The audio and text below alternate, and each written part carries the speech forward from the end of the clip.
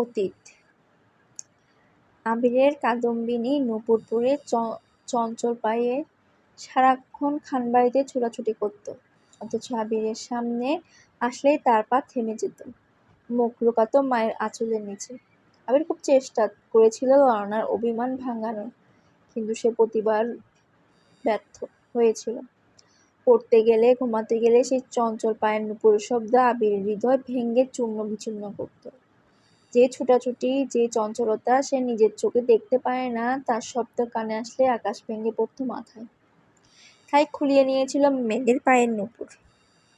দেশ ছেড়ে যাওয়ার কিছুদিন পূর্বে তানবীরকে জড়িয়ে ধরে 2 বছরের জমাট বদ্ধ নীল পাহাড় ভেঙে অঝ্রিক কেঁদেছিল আবির। বোধ শক্তি হওয়ার পর সেটাই ছিল আবিরের প্রথম কান্না। লোকে বলে পুরুষ মানুষের কাঁদা নিষেধ, কান্না এলেও কাঁদা যাবে না, ছাপিয়ে রাখতে হবে তা মনের গহীনে। কিন্তু যখন নিজের সবচেয়ে মূল্যবান জিনিসটা হারিয়ে যায় বা নিজের থেকেও প্রিয় ব্যক্তির সাথে দূরত্ব বেড়ে যায়, তখন পুরুষ মানুষ চাইলেও নিজেকে শক্ত রেখে অনুভূতি চেপে রাখতে পারে না। তানভীর আবিরের সেই মরা কান্না দেখে বিস্ময়কর চোখে তাকিয়েছিল। কয়েক মুহূর্ত পর আবিরকে জড়িয়ে ধরে কয়েক শতবার শুধু জিজ্ঞেস করছিল, কি হয়েছে, কি হয়েছে ভাইয়া, কাঁদছো কেন, বলো আমায়। কিন্তু বাধাহীন কান্নার ফলে আবির কোনো উত্তরই দিতে পারছিল না। পরক্ষণে তানভীর উপলব্ধি করছিল হয়তো দেশ ছেড়ে, প্রিয়জনদের ছেড়ে চলে যাবে, তাই এইভাবে কাঁদছে। সে আর প্রশ্ন করেনি, চুপচাপ ভাইয়ের কান্নার গভীরতা মাপতে ব্যস্ত হয়েছিল। আবির সে ক্রন্দন স্থির হয়েছিল প্রায় 1 ঘন্টা। কান্নার মাত্রা কিছুটা কমার পর তানভীর ধীরকণ্ঠে শুধিয়েছিল, কি হয়েছে ভাইয়া, এভাবে কাঁদছো কেন।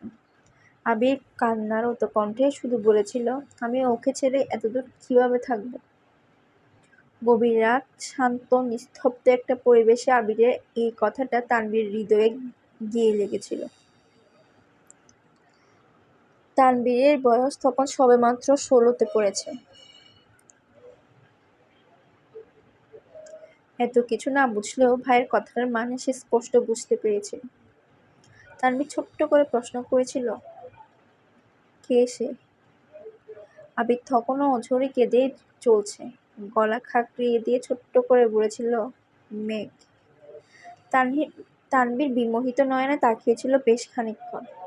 তারপর ভাইকে শান্ত করে ছাদের ফ্লোরে বসে আবিরের অভিব্যক্ত প্রেমানুভূতি শুনেছিল। তানভীরের কাঁধে ছিল গুরুদায়িত্ব, একদিকে মায়ের পেটের বোন, অন্যদিকে চাচাতো ভাইয়ের নির্মল কান্না। সবকিছু শুনে শেষমেশ তানভীর আবিরের চোখ মুছে মুচকি এসে শান্ত কণ্ঠে বলেছিল, তুমি চিন্তা করো না ভাইয়া, আমি আছি তো মেঘকে দেখে রাখার জন্য। তোমার ভালোবাসা তোমারই থাকবে। সে রাতে 1 ফোঁটাও ঘুমায়নি 2 ভাই। সারা রাত জেগে শুধু মেঘকে নিয়ে অধিবেশন করেছিল। এমনকি দেশ ছেড়ে যাওয়ার দিনও আবির তানভীরকে জড়িয়ে ধরে শুধু একটা কথাই বলেছিল, ওকে দেখে রাখিস, ওর উপর যেন কোনো আঁচ না পড়ে। আবির দেশ ছাড়ার পর থেকে মেঘকে দেখে রাখার গুরুদায়িত্ব পড়েছে তানভীরের উপর। মেঘ কোথায় যায়, কার সাথে মিশে, খাওয়া, পড়াশোনা, স্কুল, কলেজ, টিউশন, পছন্দ অপছন্দ সবকিছু দেখে রাখা ছিল তানভীরের প্রথম কাজ। শত ব্যস্ততার মাঝেও আবির দিনে কমপক্ষে 3 বার করে তানভীরকে কল দিয়ে শুধু মেঘের খোঁজ নিত। 7 বছরে এমন একটা দিন কাটেনি যে আবির মেঘের খোঁজ নেয়নি।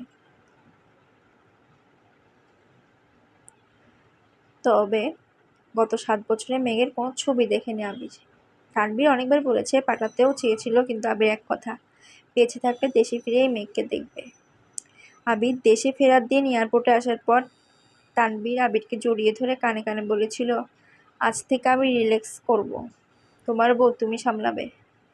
আবির মুচকি হেসে বলেছিল, বউকে সামলাতে তো 6 মাস আগেই ফিরতে হলো। আবির চেয়েছিল আরো 6 মাস পর নিজেকে গুছিয়ে একেবারে আসতে, কিন্তু হঠাৎই অনাকাঙ্ক্ষিত ঘটনা ঘটল, যার ফলশ্রুতিতে 6 মাস ওয়েট করা আবিরের পক্ষে সম্ভব ছিল না। যে ছেলের জন্য ছোট্ট কাদম্বিনীর গায়ে হাত তুলেছিল আবির, যার জন্য তাকে 9 বছর যাবৎ প্রেয়সী থেকে দূরে থাকতে হয়েছে, সেই জয় নামক ছেলে পুনরায় আবির্ভূত হয়েছিল মেঘের জীবনে। এইচএসসি পর মেঘকে যে কোচিংয়ে ভর্তি করানো হয়েছে সে কোচিংয়ে জয়ও ভর্তি হয়েছিল। তা তানবীর এবং আবিরের অজানা ছিল। জয় মেঘকে দেখার পর থেকে খুব চেষ্টা করছিল কথা বলার জন্য, কিন্তু কোনোভাবেই সুযোগ হয়ে উঠছিল না। কোচিং থেকে আবিরকে তা জানানোর পর ছেলের ব্যাচ টাইম চেঞ্জ করে দিতে বলেছিল আবির। তারপরও তানবীর কয়েকদিন মেঘকে কোচিংয়ে দিয়ে আসছে এবং নিয়ে আসছে, কিন্তু তাতেও কোনো লাভ হয়নি। ওই ছেলে মেঘের ব্যাচ টাইমের আগে পরে কোচিংয়ের সামনে দাঁড়িয়ে থাকত। আবির তানবীরকে ওই ছেলে সম্পর্কে খোঁজ নিতে বলে। দিন শেষে জানতে পারে ওই ছেলেটি ছোট্টবেলার সে জয়। এই জানা মাত্র আবিরের মাথায় রক্ত উঠে গিয়েছিল। ইমার্জেন্সি ভিসা ম্যানেজ করে দেশে ফিরেছে। দেশে ফিরে 9 বছরের রাগ, ক্রোধ, আক্রোশ সবটা ঢেলে জয়কে পিটিয়েছিল আবির। বর্তমান তানবীর ঘণ্টাখানেক মেঘের মাথায় জলপট্টি দিয়েছে, কিন্তু জ্বর যেন কোনোভাবেই কমছে না। হালিমা খান ঘুমিয়ে পড়েছিলেন। হঠাৎ সজাগ হয়ে তানবীরকে জলপট্টি দিতে দেখে উদ্বিগ্ন কণ্ঠে জিজ্ঞেস করলেন, কিরে তুই এখন এখানে? সে কখন এসেছিস, খাবি না? তানবীর ছোট্ট করে বলল, খিদে নেই। হালিমা খান পুনরায় বললেন, আবিরও মনে হয় খায়নি, 2 ভাই মিলে খেতে যা। তৎক্ষণাৎ আবিরের কথা মনে পড়ল তানবীরের। বিড়বিড় করে বলল, এই রে, ভাইয়া কোথায় আছে? সঙ্গে সঙ্গে বসা থেকে উঠে দাঁড়ালো। স্বাভাবিক কণ্ঠে মাকে বলল, আম্মা একটু পরপর ভুনুর জ্বরটা চেক করো, সমস্যা মনে হলে আমায় ডেকো। কোনোরকম কথাগুলো বলে স্পিডে বের হলো মেঘের রুম থেকে।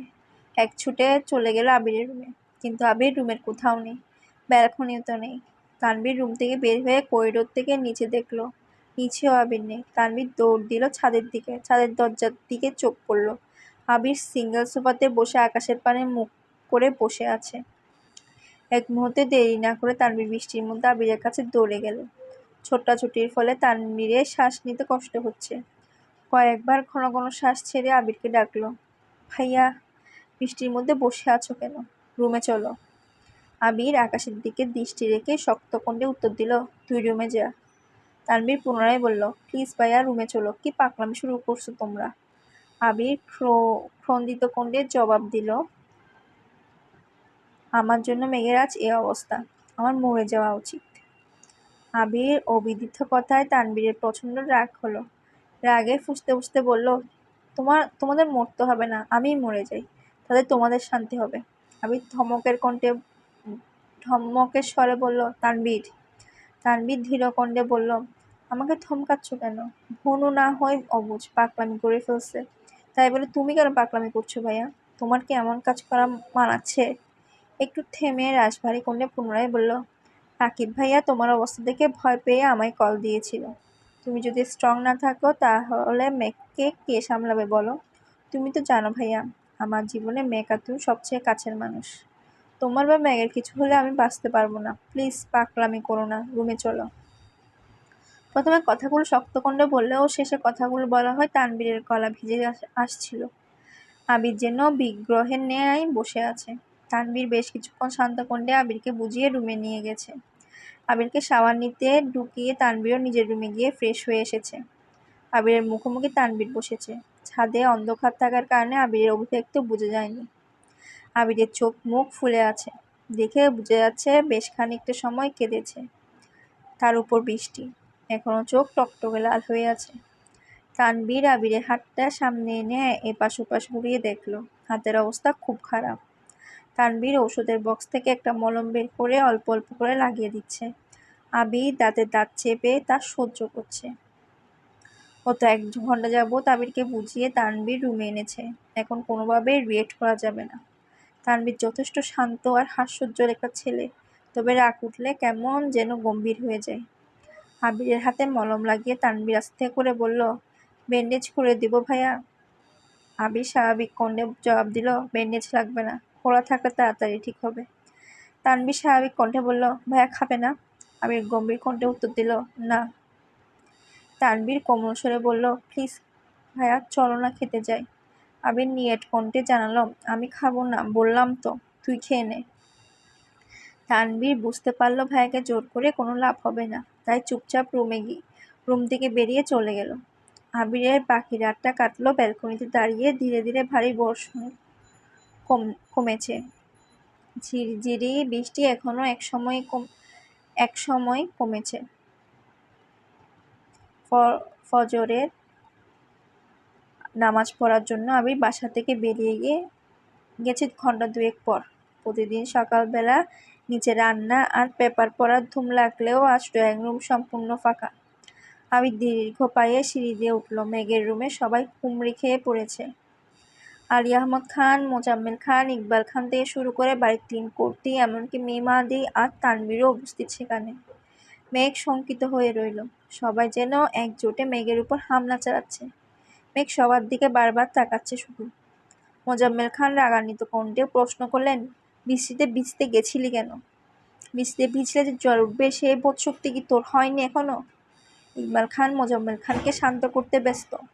এর মধ্যে আলী আহমদ খান ধীরে কণ্ঠে বলে উঠলেন, এখন 1 মিনিট নষ্ট করা, একটা দিন নষ্ট করার সময়। ইচ্ছেকৃত জ্বর বাঁধানো কি ঠিক হয়েছে তোমার? কথাটা শান্ত স্বরে বললেও এ কথায় অভিপ্রায় অষ্টাদশীর বোধগম্য হলো। মালিহা খান, আকলিমা খানও যেন একজোটে বিলাপ শুরু করেছে।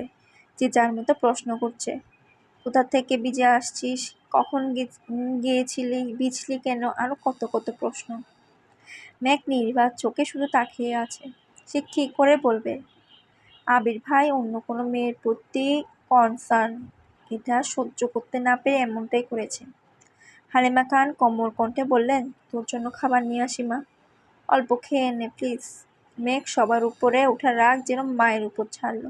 কাপা কাপা গলায় চিৎকার দিয়ে বলল, বললাম তো খাবো না, তেতো লাগে সবকিছু। কথাটা ঠিক মতো শেষও করতে পারল না। আবির হাজির হলো রুমে। মেঘের দৃষ্টি আবিরের দিকে পড়তে অকস্মাৎ কম্বল টানল কপাল পর্যন্ত। আবির গভীর কণ্ঠে বলল, এখানে এত ভিড় করার মতো কি হয়েছে? অসুস্থ রোগী দেখতে এসেছো, দেখে চুপচাপ চলে যাবে।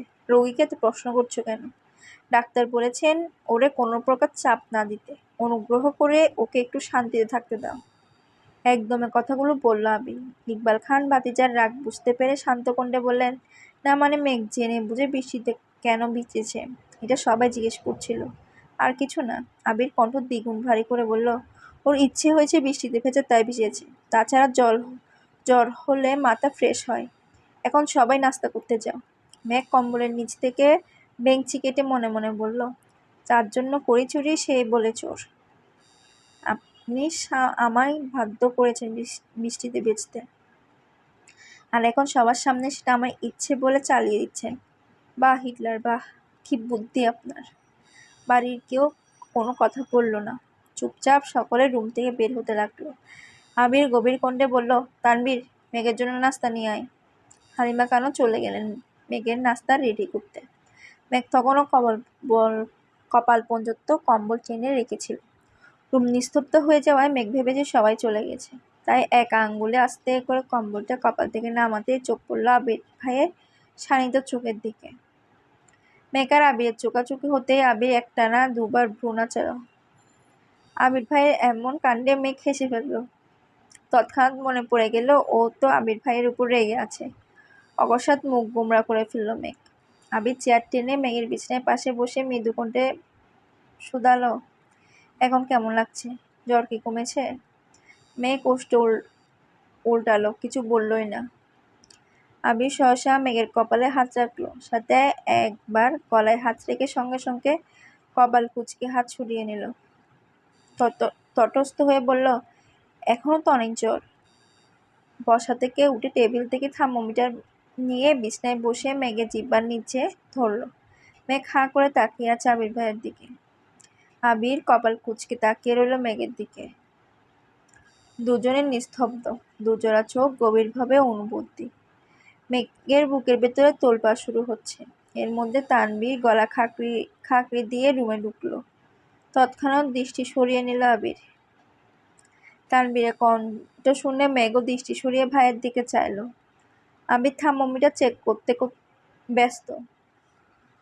তানভীর ভাইয়ের দিকে প্লেট বাড়াতে মেঘ চোখ গোল গোল করে তাকালো। মনে মনে বলল, এখনো কি আবির ভাই খাইয়ে দিবেন আমায়? আবির কোনো দিকে না তাকিয়ে ছোট্ট করে বলল, তুই খাইয়ে দে। তানভীর বিশুদ্ধ সমেত তাকালো আবিরের দিকে।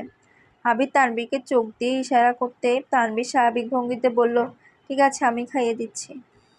আবির বিছানা থেকে উঠে চেয়ারে বসে গেছে। তানভীর মেঘকে উঠিয়ে খাওয়ানো শুরু করলো। মেঘ জোর করে অল্প অল্প খাচ্ছে। তানভীর মেঘকে এটা সেটা বলে বলে বুঝাচ্ছে আর খাওয়াচ্ছে। আবির যেন নীরব দর্শক, একবার ফোনের দিকে দেখছে আর একবার মেঘের খাওয়া দেখছে। কোনো মতে অল্প খেয়ে মেঘ শীতল কণ্ঠে বলল, আর খাবো না ভাইয়া। তানভীর আর জোর করলো না, পানির গ্লাস এগিয়ে দিল মেঘের দিকে। খাওয়া শেষে পানির গ্লাস টেবিলে রাখতে রাখতে তানভীর বলে উঠল, ভনুক, ওষুধগুলো খাইয়ে দাও প্লিজ, আমি নিচে যাচ্ছি, খুব ক্ষুধা লাগছে। তানভীর রুম থেকে বেরিয়ে নিচে চলে গেছে। আবির ফোন পকেটে রেখে টেবিল থেকে ঔষধ রেডি করে মেঘের দিকে এগিয়ে দিল। মেঘও মাথা নিচু করে ওষুধগুলো খেয়ে নিল। আবিরও নিয়ত কণ্ঠে বলল, সাবধানে থাকিস। আবির চলে যেতে নিলে মেঘ আবিরের ডান হাতে আঁকড়ে ধরে। সহসা আবিরের ব্যথায় উফ করে উঠল। মেঘ সঙ্গে সঙ্গে হাত ছেড়ে দিল। মেঘ ভেবেছে আবির ভাই হয়তো বিরক্ত হয়েছেন মেঘের ছোঁয়াতে। অকস্মাৎ মেঘের মনটা খারাপ হয়ে গেল। কাঁদো কাঁদো কণ্ঠে মেঘ বলল, আমি মরে গেলেই আপনি। এতটুকু বলতেই আবির অগ্নি দৃষ্টিতে চাইল অষ্টাদশীর দিকে। মেঘ কথা সম্পূর্ণ করতে পারল না। আবির রাগান্বিত কণ্ঠে বলল, চুপ। আবির দাঁতে দাঁত চেপে পুনরায় বলল, আর কোনোদিন যদি তোর মুখে কথা শুনি তাহলে ওই দিনই তোকে মেরে বুড়ি গঙ্গায় ফেলে দিয়ে আসবো। মেঘের ছোট হৃদয়টা আবির ভাইয়ের কথায় আবারও চূর্ণ বিচ্ছিন্ন হলো। একটু রম্য স্বরেও তো বলতে পারতেন, তা না মেরে ফেলবেন। মেঘের অক্ষিপট ভিজে আসছে। চিবুক নামিয়ে বিড়বিড় করে বলল, এ বাড়ির কেউ আমাকে ভালোবাসে না, সবাই বকে। সবার রাগ ছাড়ার একমাত্র জায়গা আমি। কেউ কেউ তো আবার গায়ে হাতও তুলেন। শেষ কথাটা বলে আবিরের দিকে তাকালো। পল্লব ঝাপটাতে গাল বেয়ে অশ্রু গড়িয়ে পড়ল। আবির অষ্টাদশীর মুখের পানে চেয়ে মনে মনে বলল, এই কেউটা তোকে ইচ্ছাকৃত মারতে চায় না। এটা কি করে বুঝাবো তোকে? এই কেউটা যে নিজের থেকেও বেশি তোকে ভালোবাসে। তোকে মারার সাধ্য কি তার আছে? আমি পারছি না তোকে বুকে জড়িয়ে চিৎকার করে বলতে যে তুই আমার সবকিছু, তোকে ছাড়া আমি নিঃস্ব।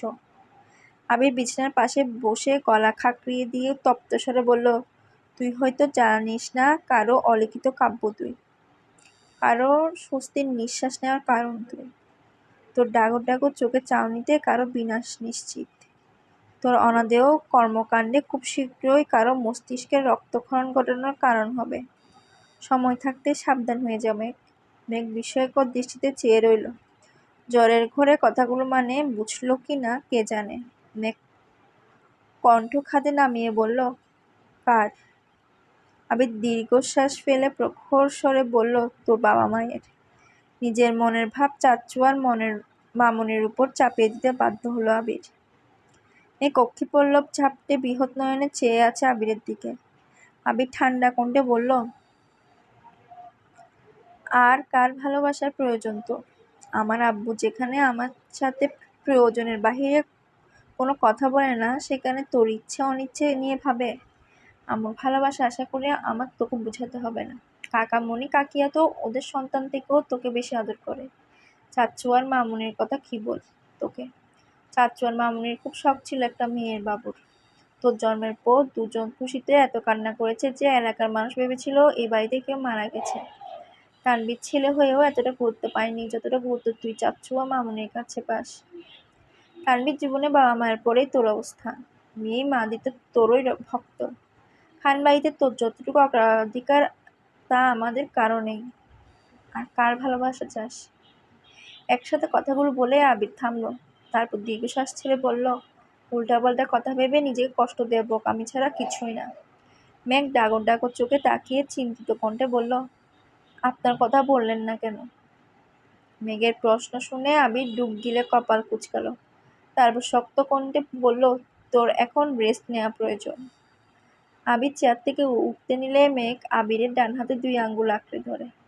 সঙ্গে সঙ্গে আবির দাঁতে দাঁত চেপে চোখ বন্ধ করে ফেলে। মেঘ সহসা আবিরের হাত দিকে চাইল। আবিরের হাতের কাটা অংশ চাপ পড়ায় রক্ত বের হচ্ছে। সঙ্গে সঙ্গে হাত ছেড়ে দে মেঘ। মেঘ আর্তনাদ করে বলল, আবির ভাই, আপনার হাত এতটা কেটেছে কিভাবে? আবির তপ্ত স্বরে বলল, এমনি। আর কিছু না বলে রুম থেকে বেরিয়ে গেল মেঘ। মেঘ নির্বাক চোখে তাকিয়ে আবির ভাইয়ের প্রস্থান দেখল। মেঘের মনে পড়ল মেন গেটের পাশের দেয়ালে ঘুষি দেওয়ার কথা। ধরেই নিল এর ফলে আবির ভাইয়ের হাত কেটেছে। অষ্টাদশী জানতেও পারল না তাকে থাপ্পড় দেওয়ার অপরাধে আবির কত শত ঘুষিতে নিজেকে আহত করেছে। গতকালের ঘটনাগুলো পরপরই মনে করতেই মেঘের নিজের উপর বড্ড রাগ হলো। আবির ভাইয়ের অনুভূতি জানতে চাওয়ার কি দরকার ছিল? রাগে নিজের গালে থাপ্পড় দিতে ইচ্ছে হলো মেঘের। আবির ভাই জান্নাত আপুকে পছন্দ করলে মেঘের ব্যাপারে কোনো অনুভূতি থাকবে না, এটাই তো স্বাভাবিক। আবিরের সাথে এই জীবনে কখনো মেঘের সুসম্পর্ক ছিল বলে মনে পড়ছে না মেঘের। এই হিটলার স্বভাবের ব্যক্তির জন্য আজ সে জ্বরে ভুগছে, এটা ভাবতে মাথায় রক্ত উঠছে। আবির মেঘের রুম থেকে বেরিয়ে নিজের রুমে গেল। একটা তালা নিয়ে ছাদের গেটটা তালা ঝুলিয়ে দিল। তারপর নাস্তার টেবিলে চলে গেল। ততক্ষণে নাস্তার টেবিল ফাঁকা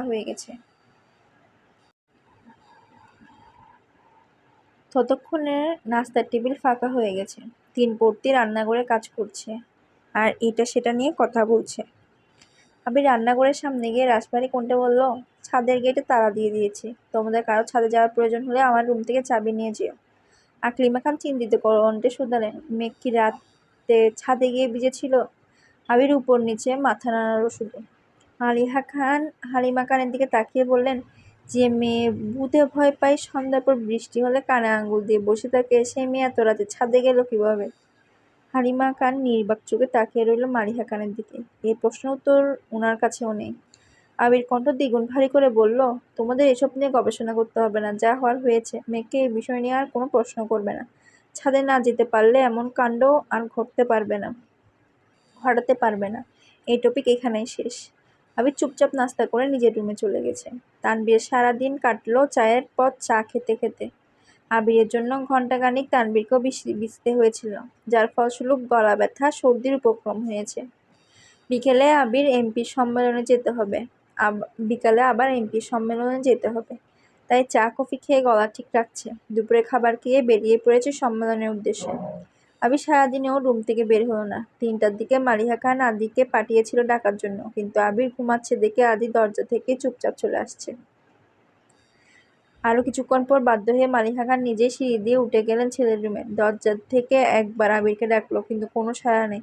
মালিহা খান ছেলের কাছে গিয়ে বাহুতে হাত দিতে আটকে ওঠে।